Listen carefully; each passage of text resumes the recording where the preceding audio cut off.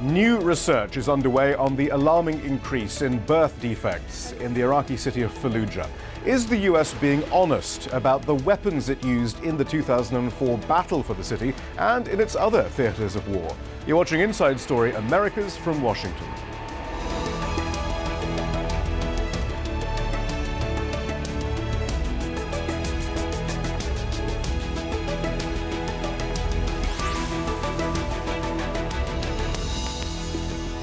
Hello, I'm Shihab Ratansi. In November of 2004, the US led an assault on Fallujah, a stronghold of opposition against the US occupation west of Baghdad.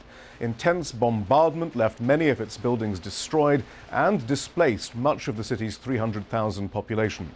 Eventually, the US was forced to admit that amongst its arsenal was white phosphorus, a substance the Pentagon described as a chemical weapon when it was used by Saddam Hussein against the Kurds. In addition, eyewitnesses claimed the US military used, quote, unusual weapons. Subsequent investigations have focused on the possible use of depleted uranium by the US for its armor-piercing qualities. The US, however, denies DU weaponry was employed. Research has shown elevated levels of radioactivity in Fallujah and across Iraq. Iraqi physicians have also long reported a spike of cases involving severe birth defects in Fallujah since 2004, which are shocking in their severity. Doctors report children born with multiple heads, others paralyzed, seriously brain damaged, missing limbs, or with extra fingers and toes. Many researchers say uranium from the shelling may be to blame. However, no conclusive proof of a link has been established. Sebastian Walker is a reporter for the Al Jazeera program Fault Lines and has completed a film examining the legacy of the US occupation in Iraq that will be airing this week. He told me earlier what he witnessed, a warning that viewers may find some of the following footage disturbing. Well, Shihab, the starting point for this film is really to talk about one of the foreign policy issues which dominated the last US election, which is Iraq. This time around, there's been very little discussion about this issue, and the obvious difference this time is that US troops have pulled out of the country. So what we started out to do was take a road trip essentially across Iraq from south to north to look at where Iraqis think the country is headed, what they think about the effects of the invasion and occupation and then subsequent withdrawal of US forces, and really take the pulse of the country, ask Iraqis where they think their future lies. And amongst the many interesting things you do discover, what was particularly striking was at the beginning of the second episode of your investigation. You visit Fallujah and you witness the prevalence of birth defects and malformations there. Tell us more about that. Well, Fallujah was one of the places that I was anticipating going to see the most, really. It's one of the most famous cities in Iraq from the context of the US occupation. This was a place where US forces launched assaults in 2004, some of the biggest campaigns of the entire conflict. And going back to Fallujah now is a very interesting perspective, because really the times that I've been there in the past was embedded with the US military. During those assaults, the only international journalists who were allowed anywhere near Fallujah were those who were embedded with US forces. So it's a point now that when US troops have pulled out of the country, you can go back and speak to Iraqis about what they lived through and what the residents of that city endured during those months of very heavy fighting.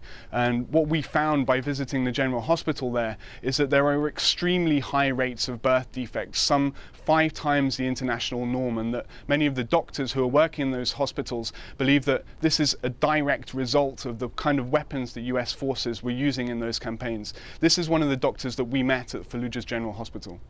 Like many residents of Fallujah, Dr. Alani fled the worst of the fighting in 2004.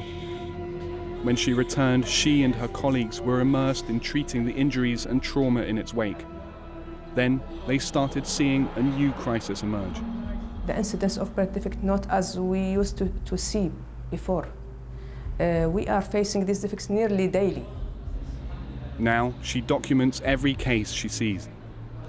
She has hundreds of pictures and video clips saved on her laptop of newborns with cleft palates, deformed limbs, cancers, enlarged and atrophied brains. Congenital heart defects are at the top of the list of our defects.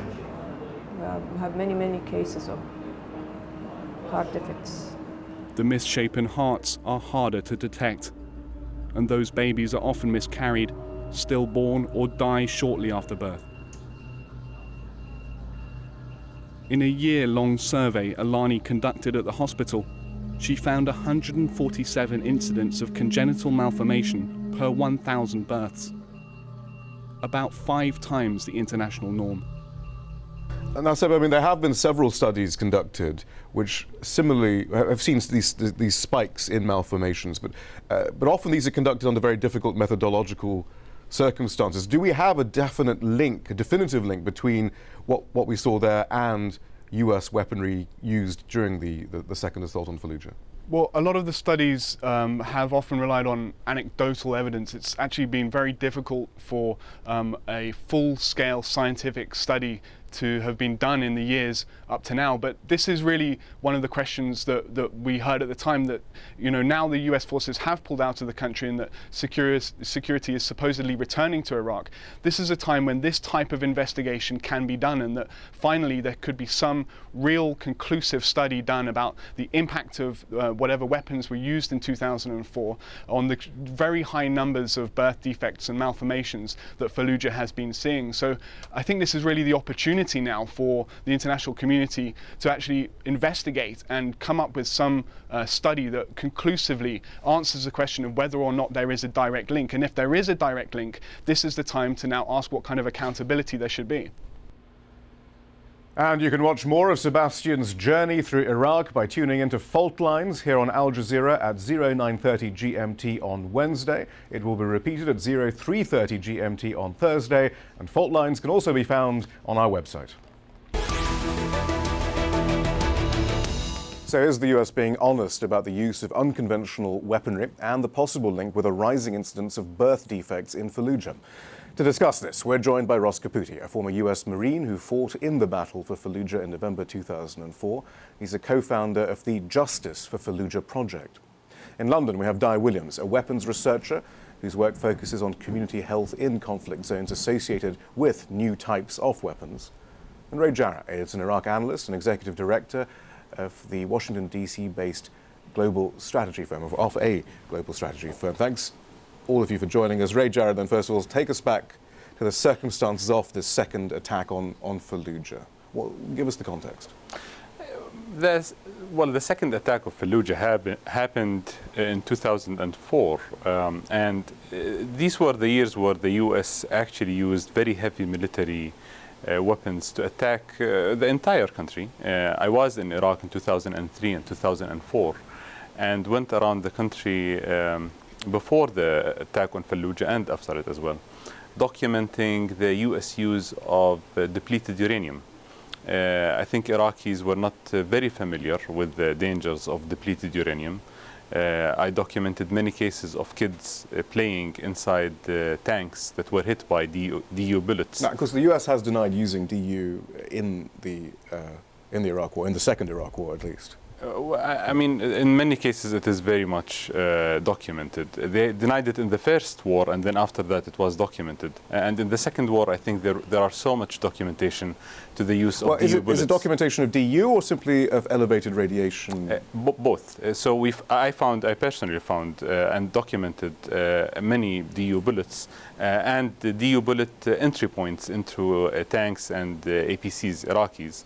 And of course, elevated radiation. The DU radiation is very limited, so it's usually around a foot from the point where the DU bullet punctured the tank. And the radiation there was between 2,000 and 10,000% the normal. We'll get back to that discussion in a moment, because I think there might be a discussion about if there is uranium being used, whether it is indeed depleted uranium, and we'll get back to that later on. But as far as that second assault on Fallujah occurred, I mean, just remind us what happened. There was basically an evacuation order given. Correct. So there was another first attack on Fallujah that failed, and then there was another attempt to go in. And they gave evacuation orders to many Iraqi civilians. Many people, hundreds of thousands, left the city, and everyone knew that the entire town will be destroyed. And now, of course, the promises at that time was that the U.S. will go get rid of all of the bad guys and rebuild the city. Now, of course, that did not happen. We saw a total destruction of Fallujah and the use of so many unconventional weapons, but then after that, no reconstruction. How many people were left behind there during that assault? No one knows the exact numbers because it wasn't documented, but there were at least tens of thousands of civilians left behind. And the city was then besieged, basically, with no Red Cross or Red Crescent access? Yeah, there was no access for media or Red Cross. Ross Caputi, you were in that first battalion of Marines who went in after the initial bombardment. What were your orders? Personally, I was a radio operator for 1st Battalion, 8th Marines, one of the 5 battalions that laid siege to the city. The story that my command told us was that the city had been taken over by terrorists. They were, in some way or another, holding the civilians of that city hostage, and we were going to liberate the civilians of Fallujah by telling them to leave, coming in, and sweeping the entire city, killing anyone who decided to pick up arms against us. Was it necessary for someone to have picked up arms, or was anyone in the city thought to be fair game by that point because an evacuation order had been issued? Well, the technical rules of engagement said that someone actually had to have a weapon in their hands to be considered a combatant. However, the way that we conducted ourselves in the siege was, in many cases, indiscriminate. And what I mean is the tactics that we used, the weapons that we used were indiscriminate. Also, all military-age males were forced to stay within the city, whether there was any evidence that they were resistance fighters or not. So, well, that's sort of the current rules of engagement in Afghanistan and elsewhere under the Obama administration, isn't it? That those fighting aged males are considered an enemy combatant unless subsequently proven after their death not to be. In many cases, yes. And we had all these terms like reconnaissance by fire, shake and bake, and so forth. Perhaps, just very briefly, what do these sort of things mean? Reconnaissance by fire is essentially in a building, for example, if you don't know what's inside or if there's anything inside, you fire into the building. If you hear screams or something of the sort afterwards, then you can be sure that there are people inside, possibly civilians, possibly resistance fighters, you don't know. But the point is you don't know, and you're firing anyways, and therefore it's indiscriminate. Shake and bake is interesting because of in the context of white phosphorus, I suppose. Shake and bake is an instance of using white phosphorus offensively to, in the language we were using at the time, to smoke the insurgents out of their fighting holes and then using high explosives to kill them later. And the US then eventually, when it did admit to using white phosphorus, it said it wasn't illegal because it was simply using the incendiary properties of white phosphorus and not the toxic properties. So technically then they weren't using it as a chemical weapon. True, and I don't think the toxic properties of white phosphorus are in this case criminal because, from what I've been told, it breaks down in the environment very easily. However, I do also believe that this is a case of another indiscriminate weapon, simply because it can't be aimed. It drifts down in the wind like this. It covers a large area of ground, and in the city where you're estimating 5,000 to 50,000 potential civilians, this must be considered indiscriminate. All right, Raed Jarrar, so this is clearly a ferocious battle, and the US were going to spare no option, frankly, in this. Do we know how many people were killed, actually? No one knows. I mean, there are some graveyards that were digged in the city that had thousands of people who were killed, but there are no accurate body counts. But certainly held as a great success in the US counter-insurgency strategy. I mean, in the US, not in Iraq.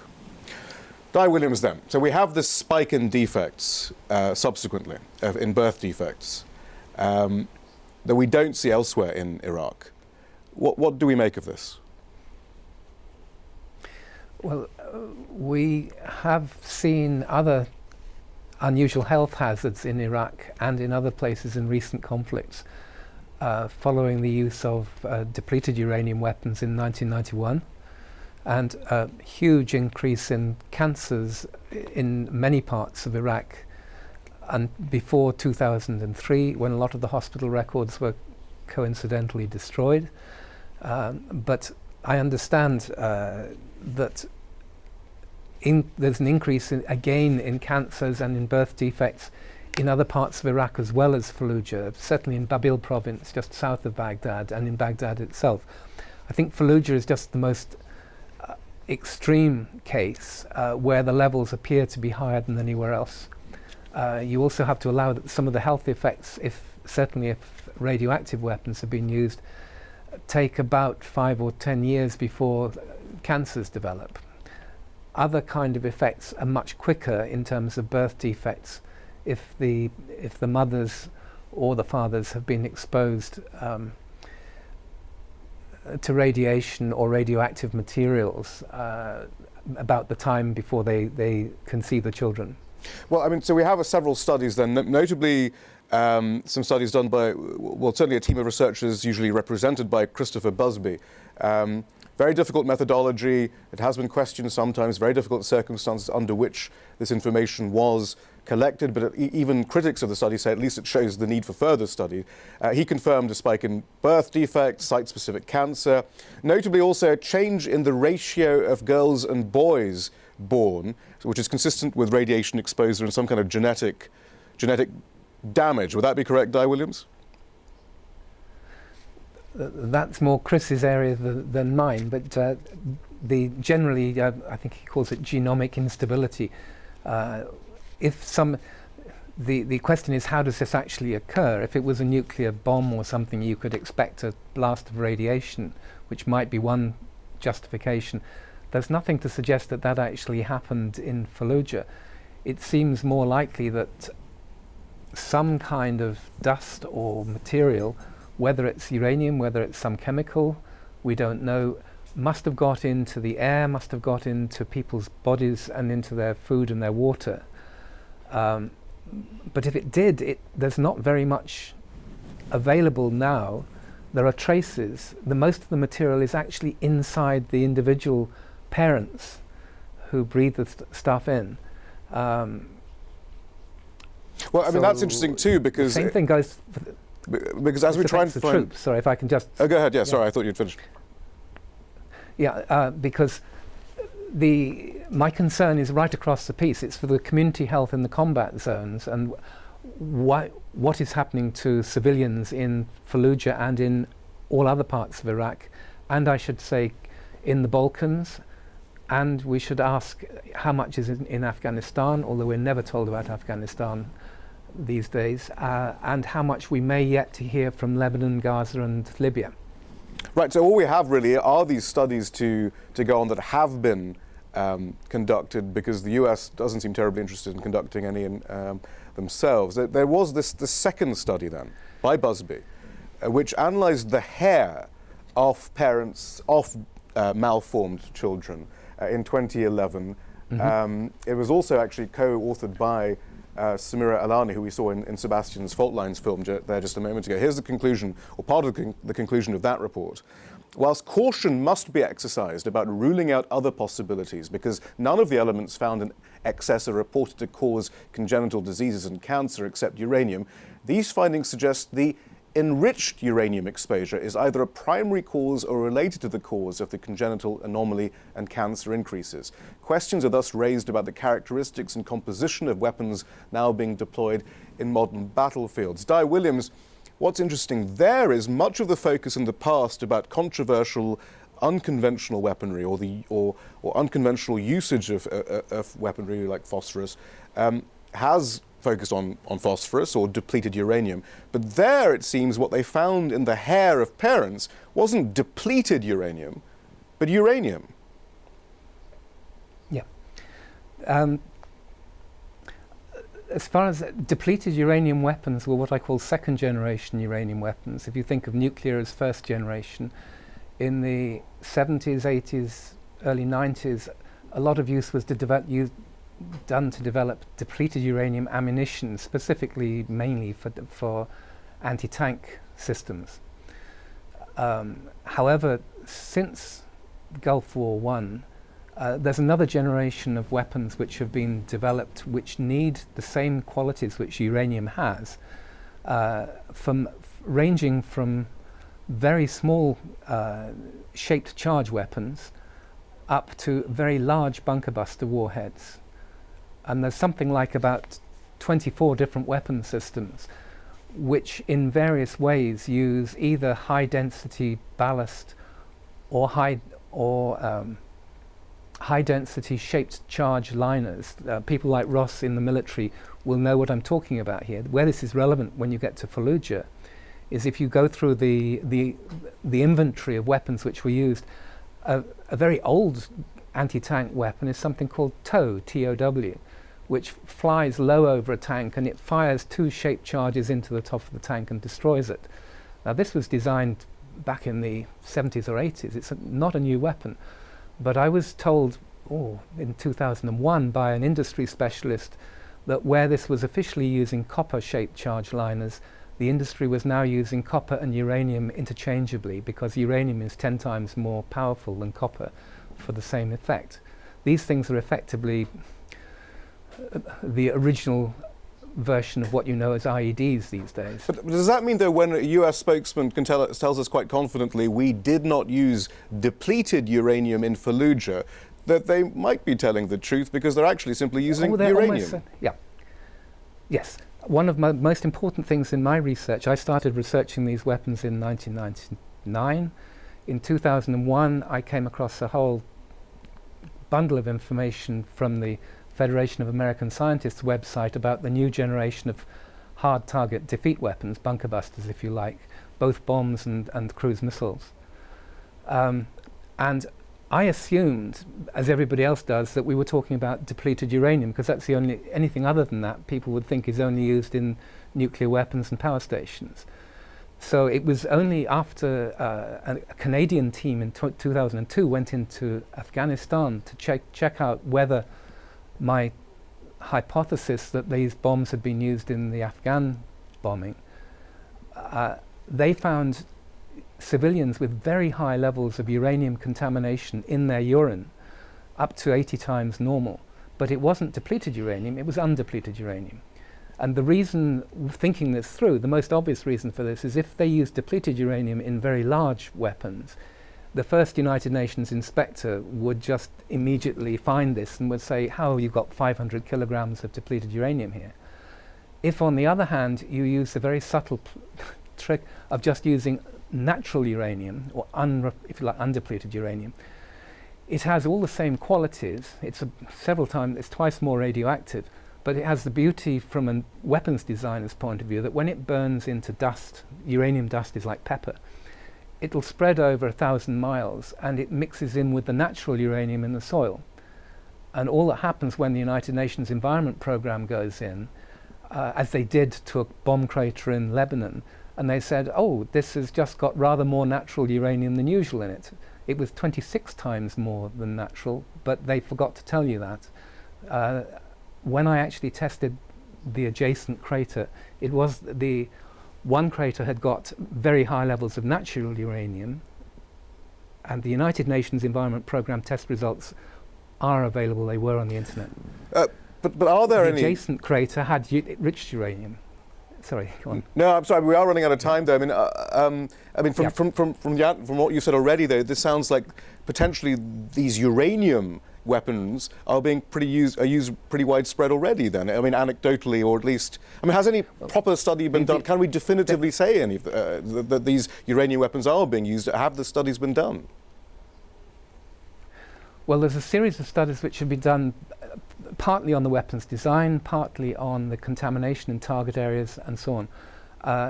The research back in 2000, once we started asking the questions, we as about 3 or 4 different independent researchers in different countries, Canada, Switzerland, UK. One of the UK journalists turned up the American Patent Office website, which has got the design for upgrading Tomahawk warheads and also the 2,000-pound GBU-24 warhead, bunker buster warhead, using either tungsten or depleted uranium. And it's quite clearly spelt out in the patent application by Raytheon and Lockheed Martin. But that's depleted uranium. So there's no... yeah, well, that's what they always refer to. But the point is that established that the technology is being investigated by the arms industry, which, the point is about uranium, is that uranium and tungsten are both very, very heavy metals. Great. Dai, we're going to have to leave it there for the moment. Ross Caputi, last thought, though. There's not much interest, perhaps, in finding out what the effects on Iraqis are, although there is now a World Health Organization survey underway. Although there's a certain amount of murkiness about the methodology and when or if any results will be coming. But surely even for veterans, perhaps the US administration should be perhaps studying effects on veterans, do you think? Or? We slept in the buildings that we use these weapons against. We drank water out of the Euphrates River. We took showers with the water from the Euphrates River. I'm very worried about what will happen to my children. Ross Caputi, thank you very much. Raed Jarrar, thank you. Dai Williams, thank you very much as well.